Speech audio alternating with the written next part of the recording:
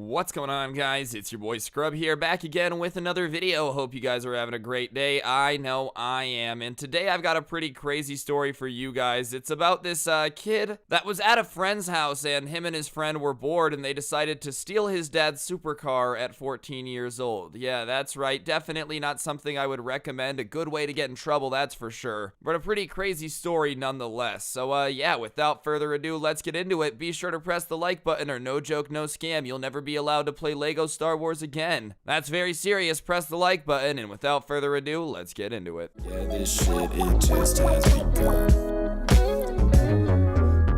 Hey, I'm just about to say it. My homies never gotta work cause I... Alright, so this story takes place when the person who sent me in this story was 14 years old. I'm gonna go ahead and name them Luke for the purposes of this story. Definitely not inspired by the Star Wars Lego gameplay. But what I will say is that Luke was a pretty good kid. He had never gotten himself into too much trouble, never committed Grand Theft Auto or anything. But he had made friends with this kid that we're gonna name Jared for the rest of this story. And Jared, you know, his parents were very, very successful people, but they didn't like to do a whole lot of the parenting thing, you know what I mean? The kid was basically left to do whatever he wanted, whenever he wanted, and his parents would get him out of trouble. So, naturally, when these two became friends, it wasn't the best thing ever, because you had this Luke kid who was very well behaved and just kind of shy, and then you had Jared that was just like, okay, let's go blow up a goat. It obviously wasn't that bad at first, though. They were just kind of getting in trouble for talking at school and whatnot, but they started to get closer and closer. And eventually, it got to the point where Jared had decided to invite Luke over to his house. Now, as I said, his parents were pretty well off, and Luke did not know that at the time, so he was just expecting to go over to a normal house and just, I don't know, have a normal sleepover. But he shows up to Jared's house, and it's less of a house and more of like a Roman resort. You know, Julius Caesar himself wouldn't have minded staying there. It's gigantic. There's got a huge pool, a courtyard with a pond. It's just a giant house. And, you know, he doesn't think any differently of Jared because of it. It's not like he's judging him for it. He really didn't know that that was the situation. He was just coming to hang out regardless. But whatever. He walks in, and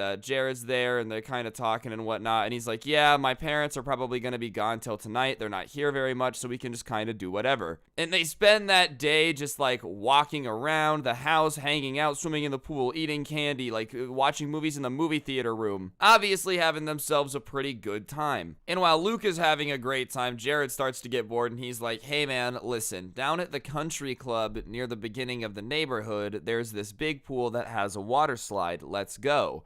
And Luke is obviously like, yeah, okay, you know, he doesn't really need to go. He's still having a great time, but whatever. He would probably not want to be in, I don't know, if my house had a pool and a courtyard and a pond, I'd probably just be like vibing. This kid did not vibe though. He was like, all right, let's get out of here. So he is expecting to just be able to like walk to this country club, and he goes, all right, well, can you drive? And Luke obviously is like, I'm 14, so no. And Jared goes, all right, well, it's pretty far, so I'll drive, okay? Just don't tell my parents when they come home later. And Luke is kind of like, hey man, I don't think that's a good idea. He preemptively warns this dude that, hey, I don't know if this is the best decision you could possibly make. Because a 14-year-old taking a car is already, like, I guess that's not the worst thing in the world, you know? I had driven a car when I was 14. But without permission probably is another thing, especially to a public place where people in your neighborhood are gonna see you. You don't think anyone's gonna go, like, tell your parents that they saw you in the car? And even then, that was when he was thinking they were gonna drive, like, a relatively normal car down there. You know, hop in his mom's Toyota or her Honda or whatever and dip on down to the country club. Anyways, he kind of warms in, tells him it's a bad idea, but Jared is super persistent. He's like, nah, bro, I'm telling you, I drive all the time. My parents are gone a lot. I'm always driving. Trust me. And after breaking him down a little bit, you know, good old-fashioned peer pressure, Luke finally agrees to just, like, fine. But when they go into the garage and the light turns on, he realizes that, Jared's dad definitely was the type of guy who liked some cars, you know? He's got a Ferrari, he's got a Flying Spur, one of the Bentleys, and he has a McLaren. Now, the person who sent in the story doesn't know exactly which one it was. They just knew it was a McLaren. So he's got three very, very, very nice cars.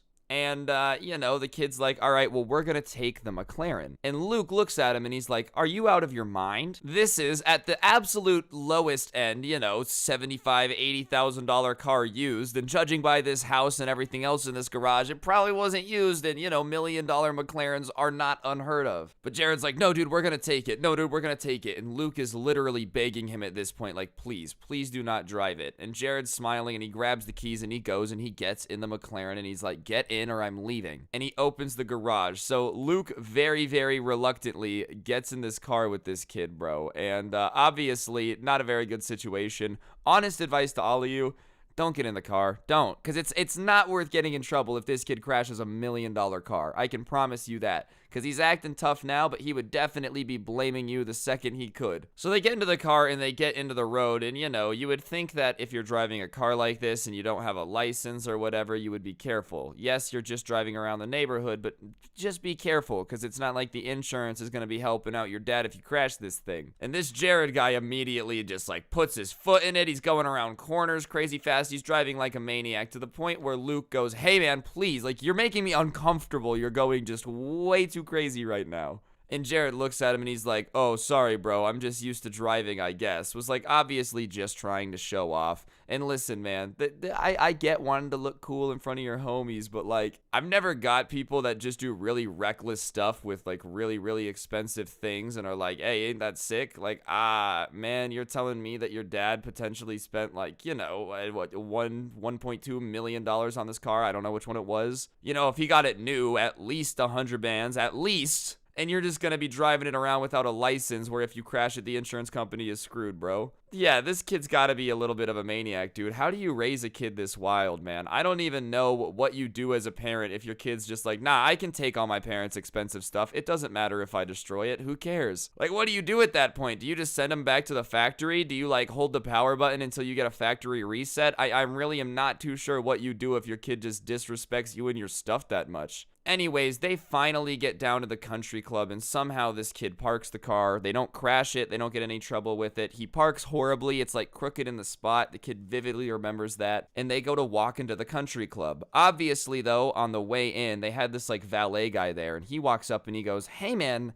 that's not your car. Where did you get it from? I don't know if he didn't just recognize the kid or what, but yeah, obviously when a 14-year-old hops out of Supercar, it's a pretty noticeable thing when they're just walking around like they own the place. And immediately this kid that was trying to act all tough, I'm gonna steal my dad's car, I don't care, immediately is please don't tell my dad, please don't tell my dad, please don't tell my dad. We'll take it back right now. You can take it back. We don't have to drive it. You can take it back.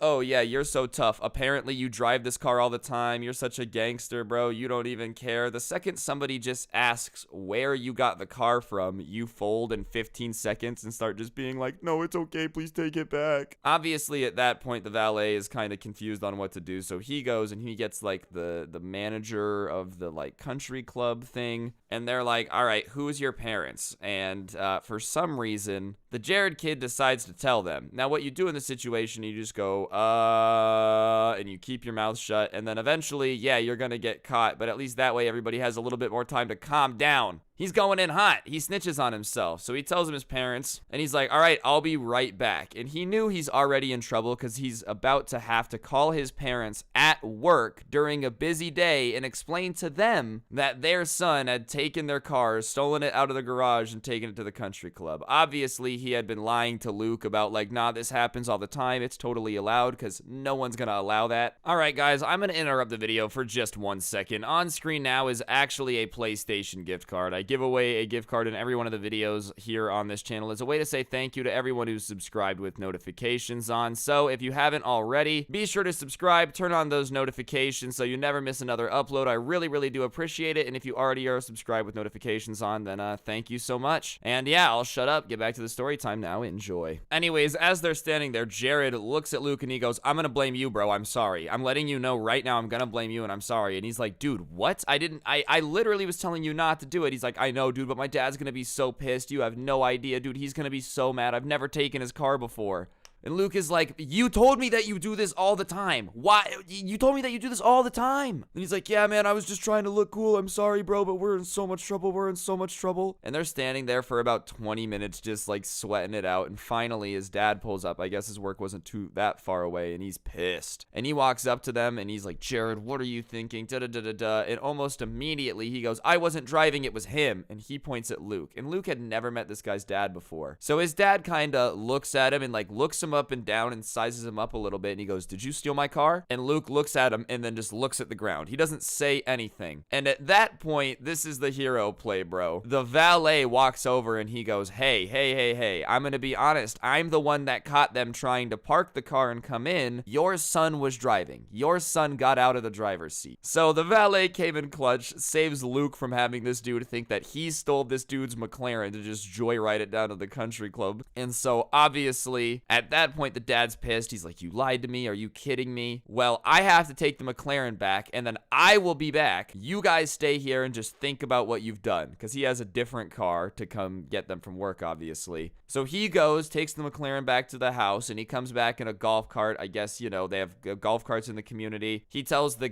valet guy, he's like, look, I will come get this next time I play golf. And then he gets Luke and Jared in the car, and they start driving back to the house. On the way there, the dad obviously tells Luke, he's like, hey, can you please text your parents and have them start coming to get you? You know what I mean? I'm sorry. I hate that we have to meet like this, but, you know, I've obviously got to handle this. So he texts his parents, says to come get him. So his parents are on the way while they're driving back to the house. And it's not a very long drive, but it's just silent the entire way, bro. Like, you know that silence when the parent is just staying quiet because they're trying not to scream their head off? Like, that type of silence. Reasonably so, bro. They get into the house, you know, Luke is in the garage with Jared and his dad. Jared and his dad go into the house, and he says, Luke, just stay here for a second. And the garage door closes, and he just hears, are you kidding me? What is wrong with you? You could have killed yourself. You could have died. You could have killed that kid. Are you kidding me? The dad is just going off on his kid about how stupid that was and what's wrong with you. Why would you do that? You could have gotten hurt. And, you know, surprisingly, was not really that mad about the car. Was just more mad about the fact that his son was driving around like an idiot and could have gotten a lot of people hurt. Which is refreshing to hear, you know, that this dude isn't just like only worried about the price of his car getting wrecked. It didn't get wrecked even. Somehow they managed to get it there. And he's just screaming at him so loud he can like hear every word through the garage door. And after about a minute of that, the door opens. He comes back out very calm and is just like, all right, well, it's very nice to meet you, Luke. I've had a great time driving my car back with you. I probably will never see you again, to be honest, just because now I associate you with this situation. You didn't stop my son from stealing my car. I know that's not your fault. I just, you know, I'm very upset right now, so you're a good kid. Thank you for, you know, not lying to me. But yeah, when your parents get here, have a great day. And he goes back inside. He didn't even want to, like, meet anyone. He was probably just so pissed. Obviously, a little mean to take it out on the kid, bro. It's not this dude's fault that your son's a moron who wanted to steal the car. That seems a little bit unfair, but the dad was just probably seeing red. So Luke is just standing in front of this mansion in the garage, in the driveway. The garage door's open, and his parents pull up, and, you know, his mom gets out, and she's like, oh, wow, this house is so beautiful. It's such a nice neighborhood. Can I talk to his parents? And he looks at the garage door, and he looks at his mom, and he looks at the garage door, and he looks at his mom, and he goes, I'll tell you what happened in the car. And they get in the car, and he's telling them this story, and when he gets done with the story, his parents are like, yeah, well, we're never letting you go over there again if their kid's dumb enough to steal and drive a car like that. So, yeah, good. We're glad that you don't want to go back because you're never allowed over there again. And they never really chit-chatted after that. They were never really homies, only because this kid was such a moron. Anyways, guys, that's gonna do it for the video, though. Hopefully you enjoyed. If you did, I would really appreciate you pressing that like button, letting me know in the comments section down below what you thought, and subscribing if you're new. Turn on those noties. Moral of the story is don't steal people's supercars. It's just probably not a very good thing, and you're gonna get yourself in a lot of trouble. Other than that, though, if you're in the market for some G Fuel, the energy drink for gamers, be sure to use code SCRUBBY at the checkout. It helps me out. It helps you out. Let's scratch each other backs here. Check out the merch in the link down below, and if you like the intro song, a link to it can be found in the description. And last but certainly not least, you should check out my podcast, The Scuffed Cast. It's pretty cool in my opinion, and link to that's down there as well. Other than that, don't get anyone pregnant. If you do, make sure they're hot, and hopefully I'll see you guys all next time with another video. This has been Scrubby, and I'm out. Peace.